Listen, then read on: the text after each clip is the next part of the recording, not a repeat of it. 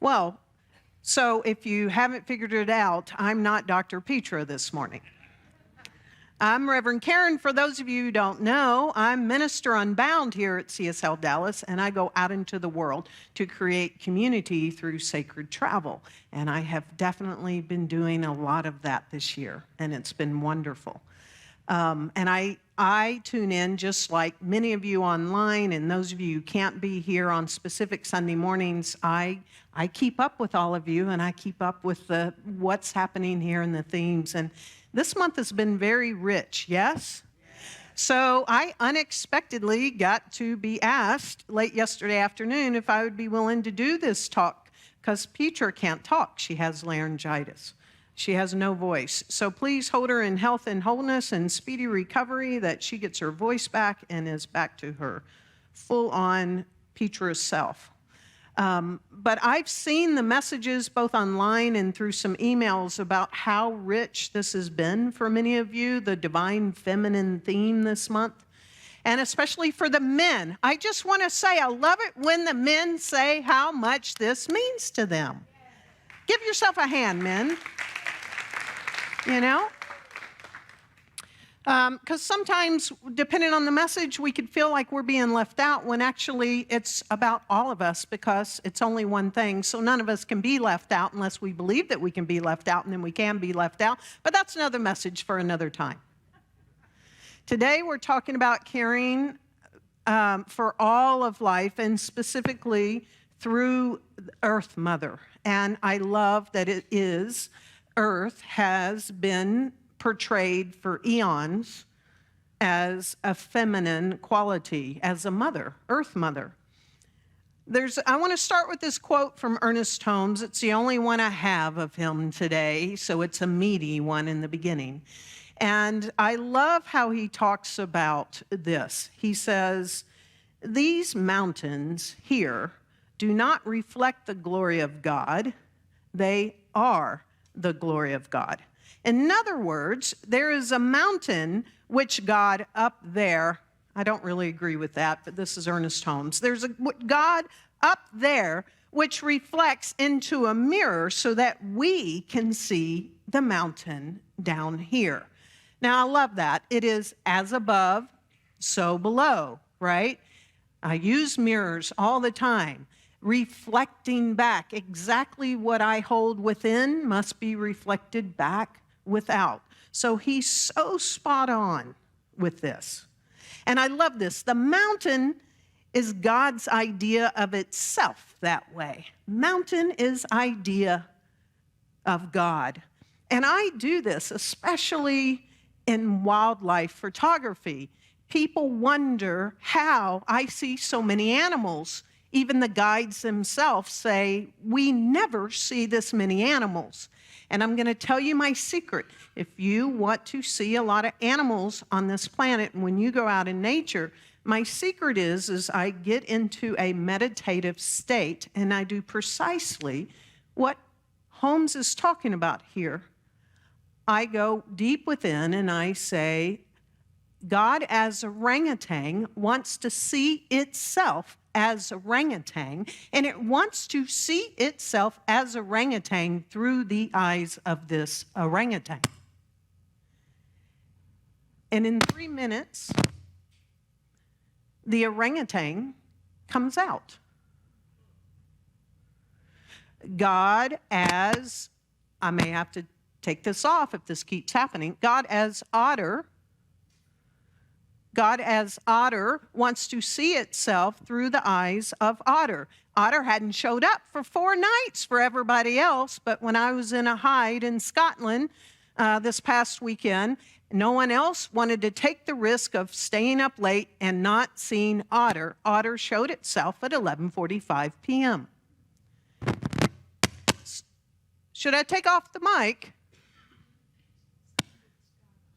Okay.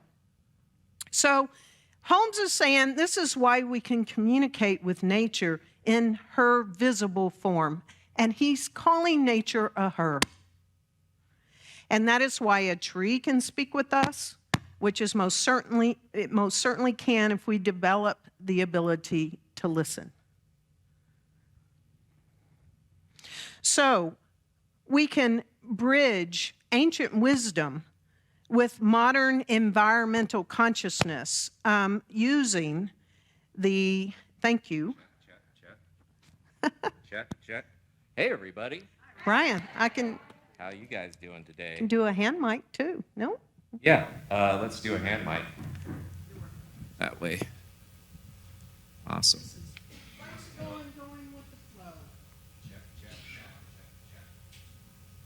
Hello. Thank you, Ryan. Okay, everybody. Yay. All right, so we can bridge ancient wisdom with modern environmental consciousness using, and I want to talk about and bring forward this Inca goddess that Peter and I recently got to really appreciate on location, and yet no matter where we are on this planet, we can touch into this particular Inca goddess. And we can use her to illustrate a profound impact of the divine feminine on our relationship with nature. And you may have heard about her. And we've been talking all month about the divine feminine. It's this concept of acknowledging the nurturing, the life-giving, the creative energies typically associated with femininity. And yet we have that, each of us, male, female, they, theirs. We all have that. And embracing the divine feminine involves recognizing the importance of balance, compassion, and interconnectedness. And these are the values that this particular Inca goddess epitomizes. So, many of you have heard of her. She's known as Pachamama. And she's the Inca goddess of fertility and nature. And so today I want to explore this profound concept of the divine feminine through the lens of Pachamama and enable us each, no matter what journey we've had up till now in our life, it is so important for each of us, for the sake of our life and our collective life, to really deeply reconnect with Mother Earth. So we're in this era, we've heard it, we see it all the time it's called environmental crisis. It's known by many things. And Pachamama offers this timeless wisdom, a powerful symbol for reconnecting. And not only with Mother Earth herself, but with all forms of life. Nothing, no one, no thing left out. Pachamama's principles align with the science mind philosophy of finding spirituality in the natural world. We use nature, Emerson, Holmes, so many people use nature to reconnect and to connect with that thing that is greater than ourselves and go beyond our physical, spiritual, mental realm. And using Pachamama to recognize inherent wisdom and divinity that is present in all living things. So, in Peru, and especially where we just were last month and in other places on the planet, her role extends from ensuring abundant crops to influencing human fertility and family prosperity. Reverence for Pachamama has shaped ritual and cultural identities of the Inca civilization, which we saw things that were so mind-blowing, that so connect to the mind-blowing things in Egypt, and it's all connected all over the world when one starts to hear and see and witness these things. And Pachamama especially emphasizes harmonious relationship with the environment. And that's where we are, to have a harmonious relationship with the environment. So she's deeply rooted in Inca mythology. She embodies the earth itself. You'll see many pictures of her. She's showing up as mountains, as streams, as earth. If you just Google Pachamama images, you're going to get all kinds of them, all different shape, forms, colors, artist perception of her. And she symbolizes cycle of birth and growth and decay, and highlighting the cyclical nature of life and the importance of balance. I just want you to, no matter where you are, I want you to feel the four corners of the soles of your feet on this earth right now. Both feet. I really almost took my shoes off to do this talk. Of balance. Feel her. Solid. Present. The interconnectedness of life.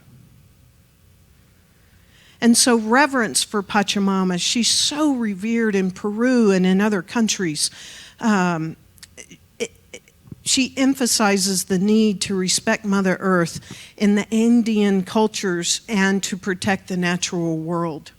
And it's such a joy to see so many people care so much about Mother Earth.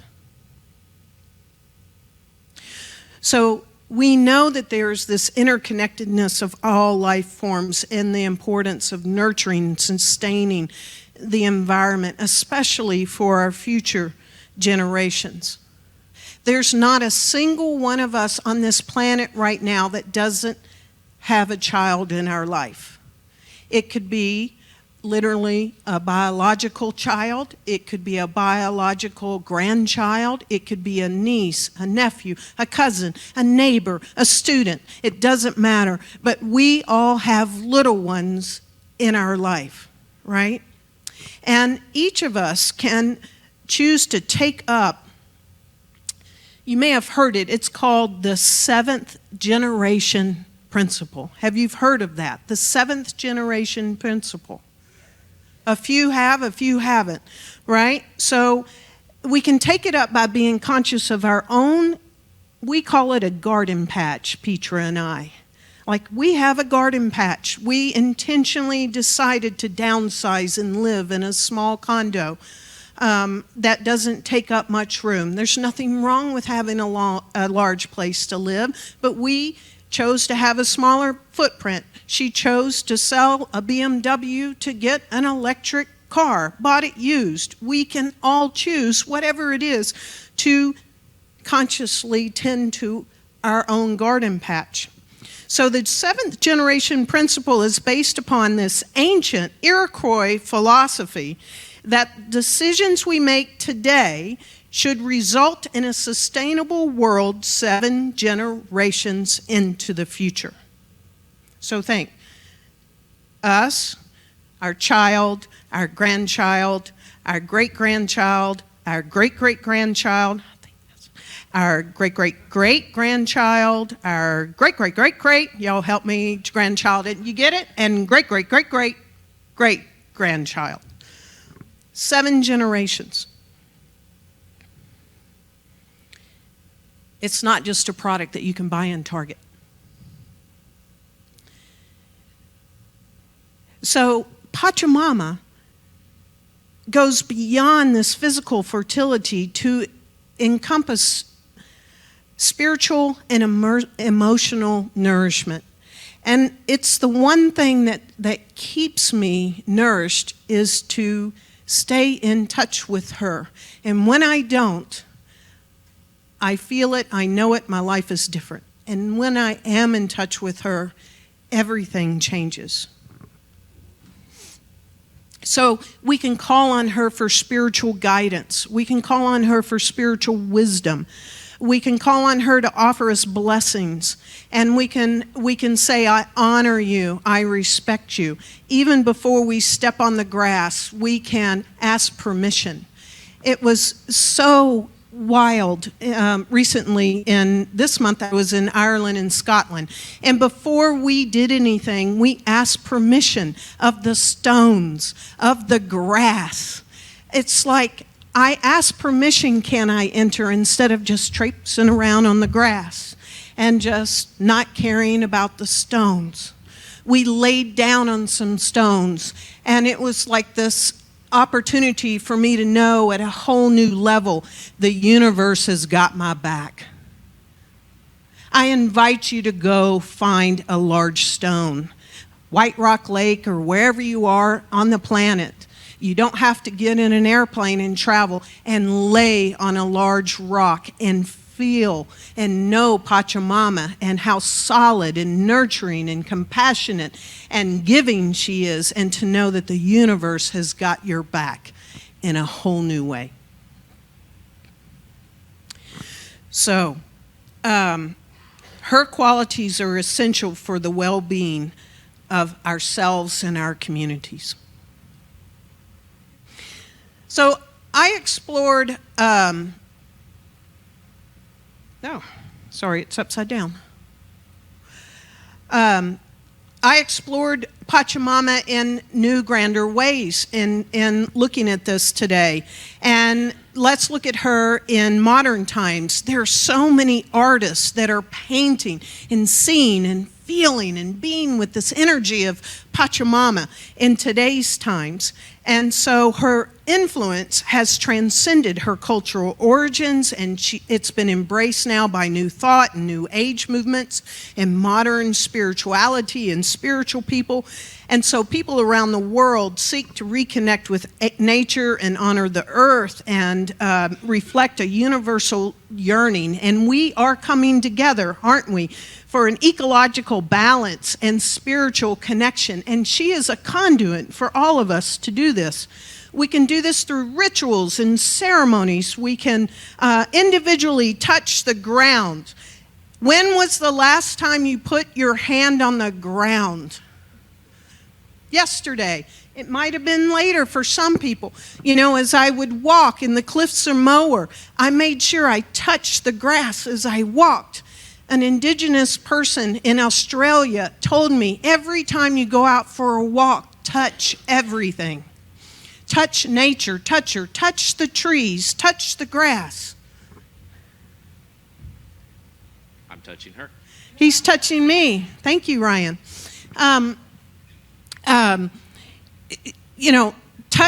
Hug a tree. Do you know, everywhere you go, no matter where it is, I invite you to hug a tree and be open. This may seem very strange to you.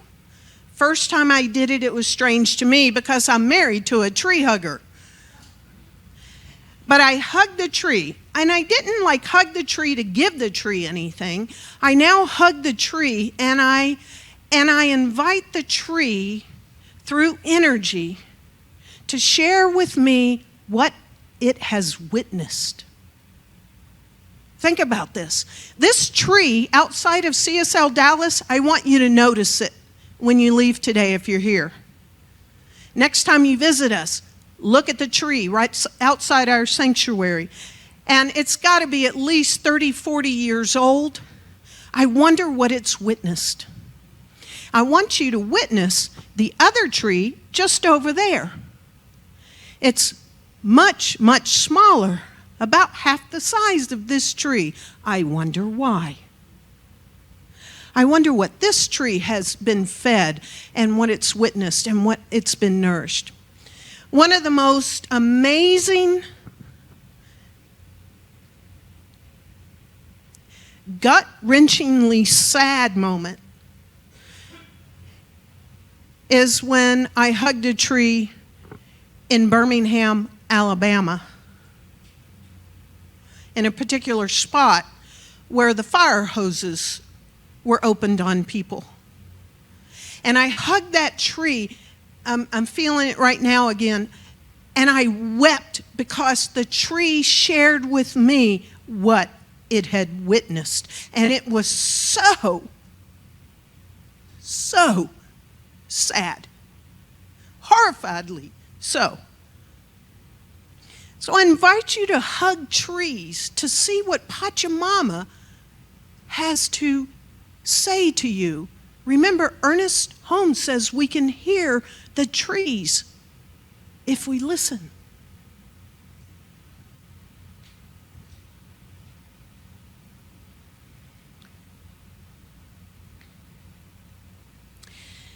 The one thing that indigenous people have told me that they strongly say we all need to practice, it's probably more important than exercise, water, and food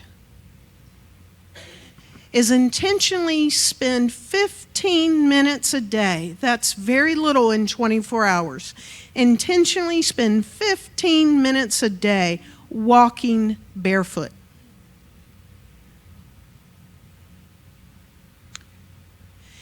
The indigenous people say you can do that anywhere, just not on cement. Okay? Anywhere. So asphalt, doesn't matter. Grass, rocks, dirt, but take your shoes off, folks. We don't do that much anymore. Remember little kids? You know, we ran around barefoot. When was the last time you ran around barefoot? So when you go out for a walk on a nature trail or whatever, take a moment during that walk and take your shoes off. And put the soles of our body on Pachamama and connect with her. Pachamama and environmental concerns. Connection to Pachamama extends beyond spiritual beliefs as it encompasses a profound respect for the environment. So indigenous peoples associate taking too much from the earth with taking too much from Pachamama. So this perspective reflects a deep understanding, again, of this interconnectedness between humans and nature, and the well-being of one relies on the well-being of others and everyone, right?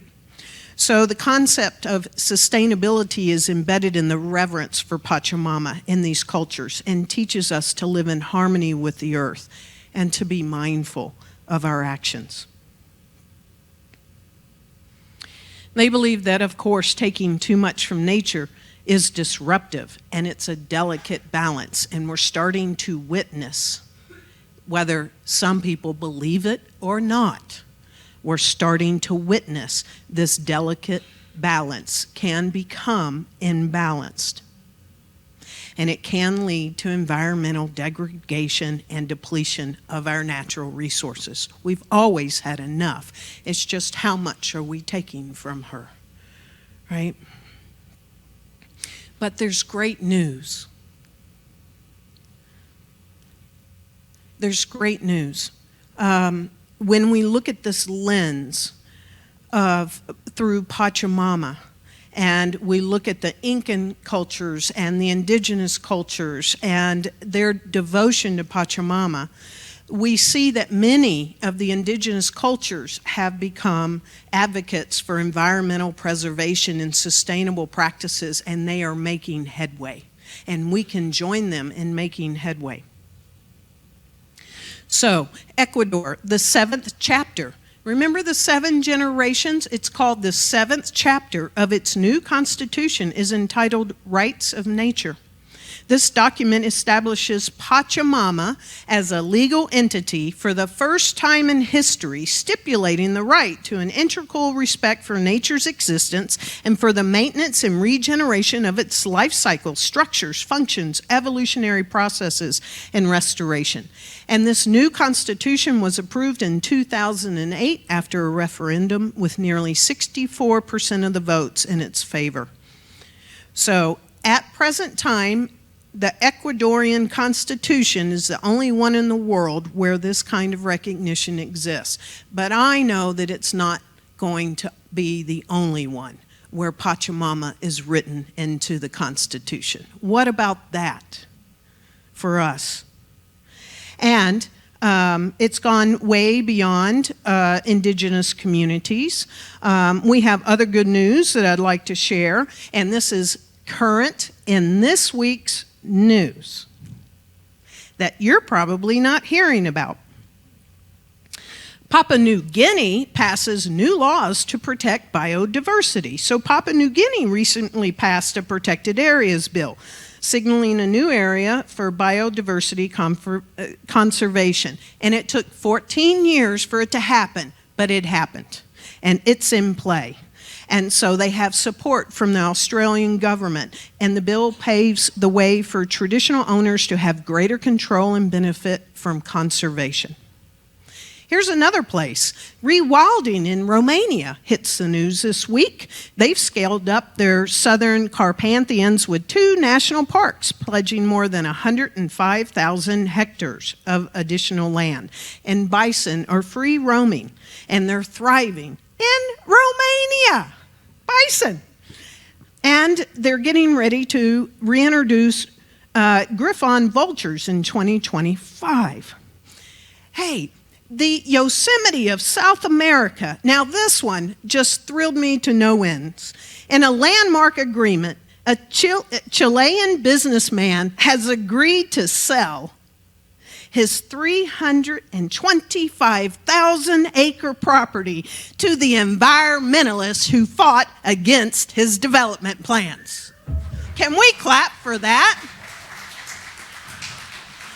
The locals came together. We're talking about the environmentalists that were trying to keep him from selling it, got their money together, and $63 million came together to preserve some of the most ecologically significant territory in South America, including forests of ancient trees and this Cachamo Valley, where there are towering granite walls, as you see in this photo. Okay, now that one we can do more of. The activists in our country could come together to purchase some of this land that people are trying to develop or drill oil or whatever. That's why we contribute to the nonprofit that buys up lands in this country. Nature Conservatory. Just happened outside Austin. News for today. Let's clap for that. Okay, this one surprised me. Over the past 15 years, India has made significant advancements in forest conservation and now ranks 3rd globally. I had no idea. So they've had a net gain in their average annual forest area. So they've increased the forest in India. And they've also celebrated 50 years of the Project Tiger and 30 years of Project Elephants to protect critical habitats. So they are now also doing a green credit program to incentivize tree plantations and restorations of the degraded forest lands. So India's in on this too, using Pachamama and her energy. And the secret behind Mexico's forest success, we haven't heard this in the news either, is that over half of Mexico's forests are managed by indigenous communities, resulting in greater biodiversity, fewer wildfires, and improved livelihoods. Of the 21,000 communities, 1,600 engage in sustainable logging, which has been instrumental in helping people get out of poverty. So, in recognizing this connection between the health of the earth and the teachings of Pachamama, we are reminded of our responsibility to act as stewards of our environment. And I just want to encourage us all. And today is really about, it doesn't matter what we're currently doing, and I know each of us, we wouldn't be in this community or connected to this community if we weren't already doing things in our lives. But we could raise the bar a little, and that's what I want to encourage you to do, and to spread and invite our family and our coworkers and our neighbors to raise the bar a little. Here's some, just 5 ideas. Purchase minimally packaged goods in non-reusable containers. You don't see that in Europe. When you travel, you get to see all the good stuff that's happening that hasn't made it here yet. We're not as advanced in certain things. Make sure all of your statements are e-statements, your bank statements, your bills, everything online. Stop printing paper. That kills trees. Here's one that I do all the time. Use a power strip, and when you go away, unplug it. Whenever I go and travel, I unplug all my power strips. Okay? It helps our pocketbook, and we don't need that when I'm not at my desk. Support green energy companies, and most importantly, always vote with our dollars and vote with our ballots. Yes? All right. So I wanted to share real quickly that we did go to Machu Picchu in the Sacred Valley. And this is where Pachamama really is felt perhaps the most. And I was leading a Spirit Tours tour with a community in Southern California, and Petra went as her vacation. And it was a lifelong dream for us to both go to Machu Picchu. And there's so many sacred sites leading up to that really some of them were more significant to us than even Machu Picchu. But you can experience and feel Pachamama there because of the culture of the Incas that have been worshiping or connecting with her or revering Pachamama for so long. And of all the things in this tour, for me, and I would think for Petra as well, the one that blew me away was a shaman ritual that a local shaman led for us. And all of the shamans are men. So they are doing their part with Pachamama in Peru. And this gentleman, this shaman, took almost an hour.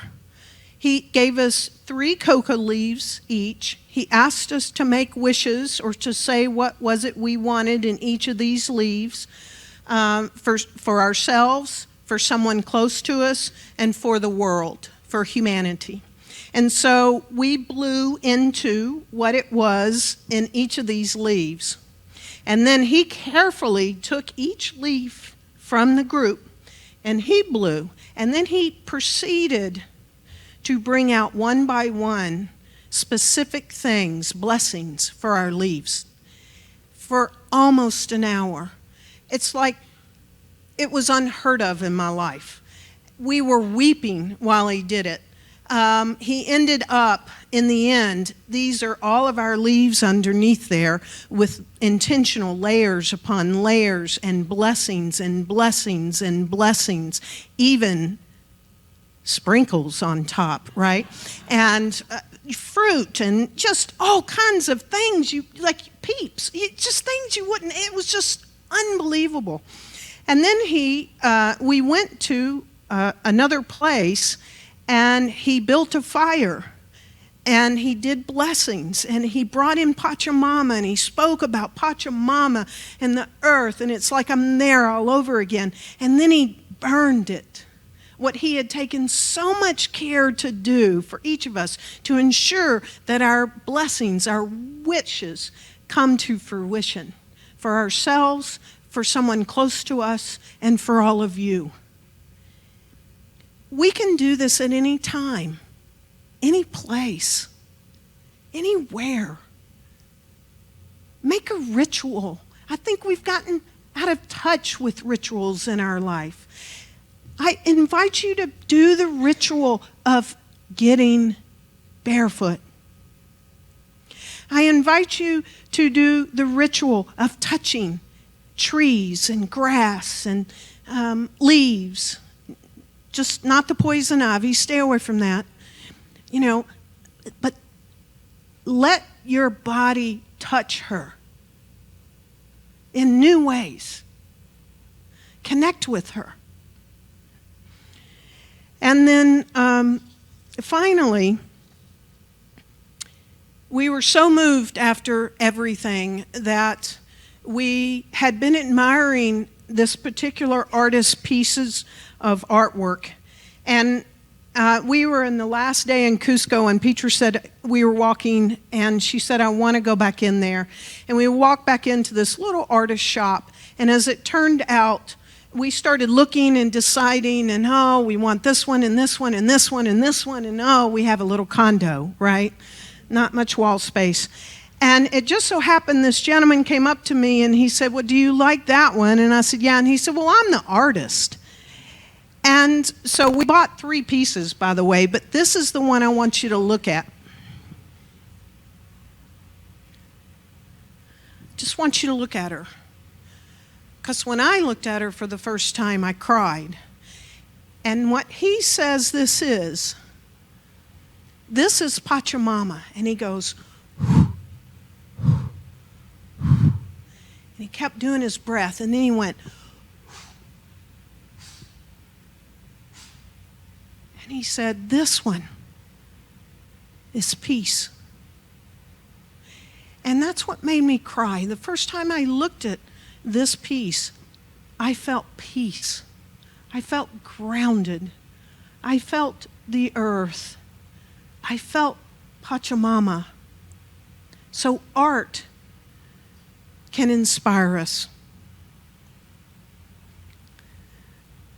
So Pachamama reminds us of our responsibility to nurture and protect the earth, fostering a harmonious existence with nature.